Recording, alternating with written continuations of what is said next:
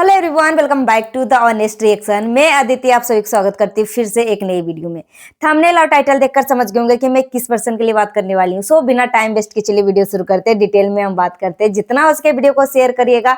Hype देने का option available है तो हाइप भी दे दीजिएगा। आप मेरे चेहरे के स्माइल से पता लगा सकते हैं कि मैं बहुत ज्यादा खुश हूँ। सच में, रियल में मैं बहुत ज्यादा खुश हूँ। और इस खुशी के पीछे का कारण यह है कि फर्स्ट वाइफ बिल्कुल दम सही ट्रैक पे जा रही है, सही लाइन रास्ते पे जा रही है। अब मैं उसको बोलना चाहूंगी कि पीछे मुड़कर मत देखना। अगर जितना तुम पीछे मुड़कर देखोगी ना, तुम्हें खुशी मिले या ना मिले, मगर पीछे मुड़कर देखोगी ना तो वो सब तुम्हें आंखों में आंसू जरूर देंगे। तुम्हें मेंटली रूप से टॉर्चर करेंगे, शारीरिक रूप से टॉर्चर करेंगे। और फिर उस कंडीशन में तुम ना खुद के हेल्थ के ऊपर ध्यान दे पाओगी, ना खुद के बच्चे के ऊपर ध्यान दे पाओगी, ना तुम अपने कैरियर के ऊपर ध्यान दे पाओगी। तो अभी जो तुम कर रही हो ना फर्स्ट वाइफ, बिल्कुल दम करेक्ट कर रही हो। अब पीछे मुड़कर बिल्कुल भी मत देखना। मैंने जैसे ही मेरे सामने जब फर्स्ट वाइफ का एक शॉर्ट वीडियो सामने आया ना, देखकर बहुत ज्यादा खुशी हुई। ग्रीन साड़ी पहन रखी है, साड़ी भी बहुत अच्छा लग रहा था। और जैसे वो खरीदारी जब करने के लिए गई थी ना, और जब ये चेक कर रही थी ना, पूछ रही थी कि मैं कौन सा ड्रेस लिया होगा और ये सब बताइएगा कमेंट बॉक्स में, तो मैं तो पहले ही गेस कर लिया था। एक ब्लू कलर की साड़ी पहन रखी थी और फिर एक व्हाइट कलर का देख चेक कर रही थी। तो मुझे लग रहा है व्हाइट कलर वाला साड़ी लगता है लेके आई कि नहीं आई, मगर कमेंट बॉक्स में सभी लोगों ने बोला दीदी ये व्हाइट कलर की साड़ी सही नहीं लग रही है। तो ब्लू कलर की भी साड़ी जो है ना, शादी फंक्शन में ये सब अच्छा लगता है, मगर जो प्रोग्राम में अभी गई है और जो इवेंट अटेंड करने के लिए गई है ना, तो इवेंट हो गया, प्रोग्राम हो गया, फंक्शन, स्कूल का फंक्शन वगैरह में जो अभी जो कलर का साड़ी पहनी है ना, ग्रीन ग्रीन कलर का, वो सबसे परफेक्ट है।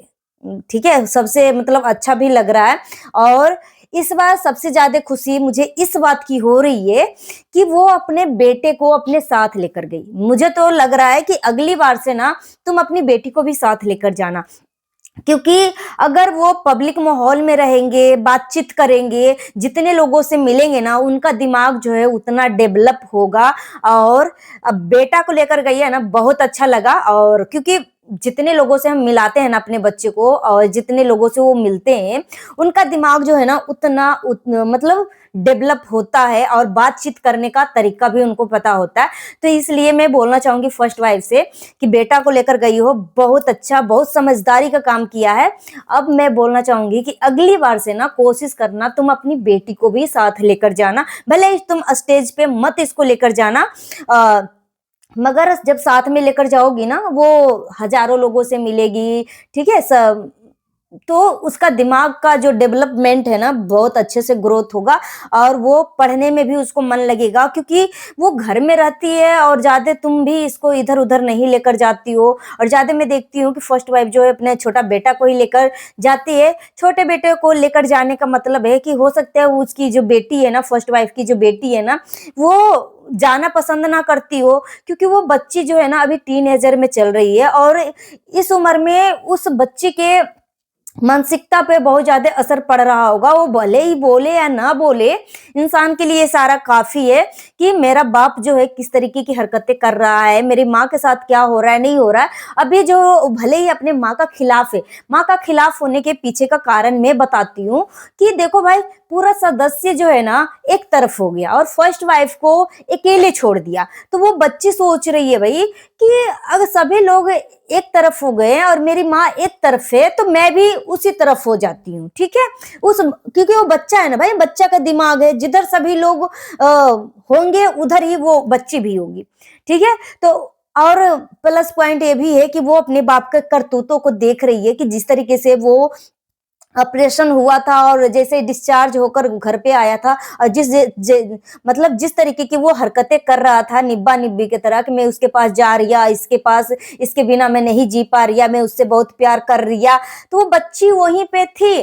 तो जरूरी नहीं कि बच्चा जो है ना हर एक पॉइंट का जवाब दे, हर एक जवाब का मतलब हर एक सवाल का जवाब दे या जबान लड़ाए, क्योंकि वो बच्चे हैं। उनको पता है कि मैं बोलूंगी या बोलूंगा, बेटा बेटी दोनों को मैं बोल रही हूँ, तो हो सकता है मुझे थप्पड़ भी लग जाए। तो उस कंडीशन में बच्चा अपनी उम्र के हिसाब से वो बोल नहीं पाते हैं, ना समझा पाते हैं, ठीक है, मगर वो दिमाग में सब कुछ स्टोर होते जाता है। इसलिए अब मैं बोलना चाहूंगी कि तुम्हारी बेटी का जो हालत है ना, वो डिप्रेशन के कारण, घर के माहौल के कारण इस तरीके की है। तो फर्स्ट वाइफ को मैं बोलना चाहूंगी, तुम ही उसके लिए माँ हो, तुम ही उसके लिए बाप हो, सारा फर्ज जो है अब तुम्हें अकेले ही निभाना पड़ेगा।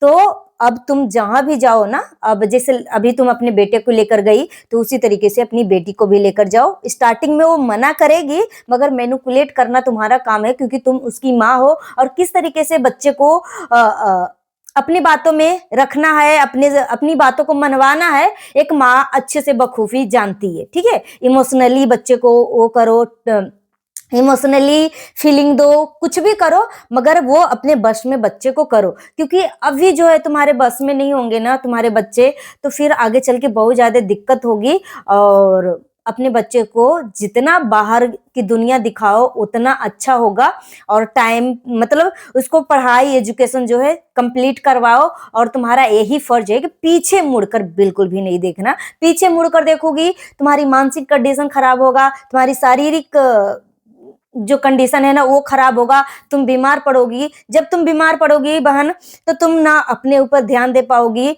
ना अपने करियर के ऊपर ध्यान दे पाओगी, ना अपने दोनों बच्चे के ऊपर ध्यान दे पाओगी। तो इसलिए तुम्हारा सबसे पहला फर्ज है तुम्हारे अपने बच्चे को सही तरीके से एजुकेशन करवाना, उसकी पढ़ाई लिखाई में ध्यान देना। और तुम जहां भी जाती हो ना, घूमने भी जाती हो, तो अपने बच्चे को साथ में लेकर जाओ।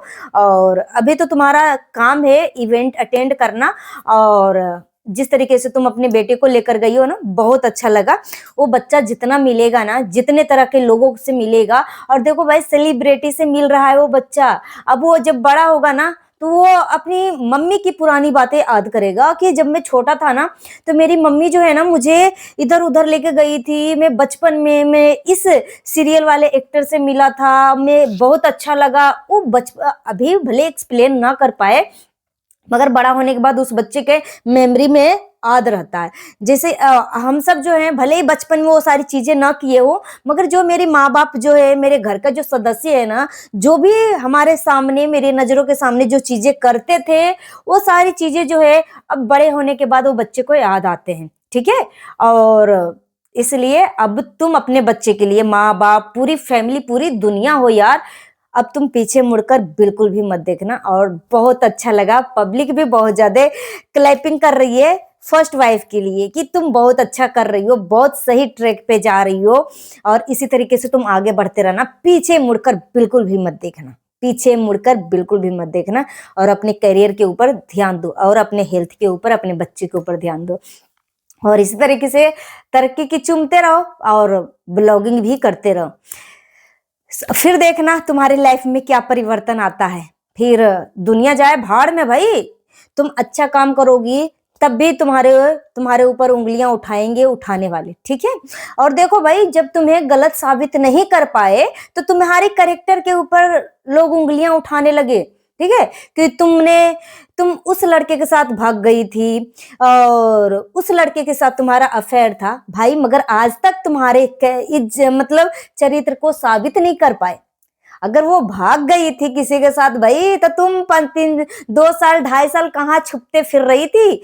अगर हम किसी भी आदमी के साथ शादी करेंगे और उसकी बीवी घर में नहीं रहेगी, तो मैं छुपूंगी क्यों भाई? मैं तो घर में आके, ससुराल में आके अपना दखल अंदाजी करूंगी ना।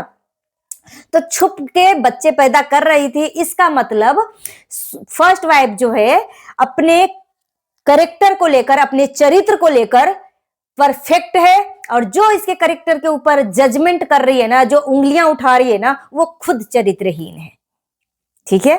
सो गाइस, अपना ओपिनियन हमें कमेंट बॉक्स में जरूर दीजिए। जितना हो सके वीडियो को शेयर करिए। हाइप देने का ऑप्शन अवेलेबल है तो हाइप भी दे दीजिएगा। Thank you.